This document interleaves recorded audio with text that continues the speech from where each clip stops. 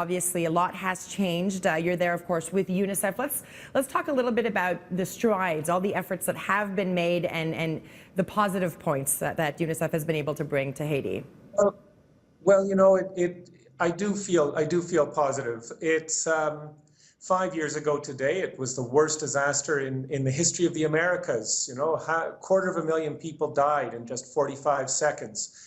And how do you build back from that? And the people of Haiti, you know, it feels a privilege for us to be able to work with such incredible community leaders. Just us at UNICEF, we've been able to build more than 200 schools. We've been able to provide material for clinics and vaccinations that take place around the country.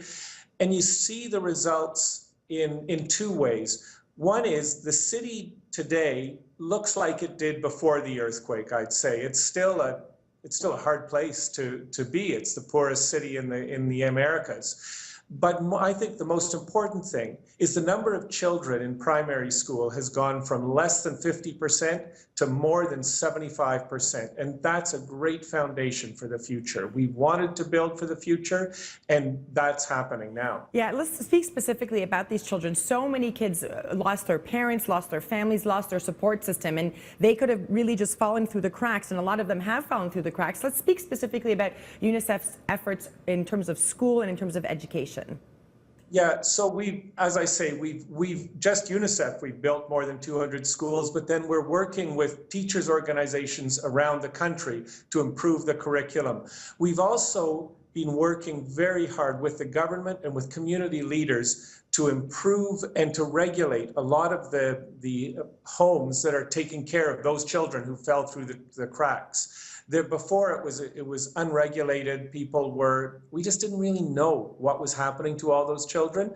And so working to turn that into a system of good childcare is one of the important things that we've been doing. We've been working to help the children who are in those camps. You know, we heard all about the tent cities. Yeah. And so helping them get education and health, because one of the things that's happened actually is that fewer children die today in childbirth than did before the earthquake. Wow. Yeah, so we see those things are getting better.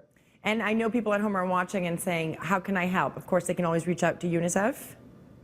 Yes, absolutely. At unicef.ca, we are accepting donations. And there are so many agencies from Canada who are doing so much. Canada and Canadians' help is important here. There's still so much to do. There's so much to do. And the community leaders in Haiti, they're incredible people, and they'll do the best they can to make things better here. Thank you so much for joining us this morning, David Morley. Continued success, and thank you for doing all of that great work over there. Have a great rest of the day. Thank you.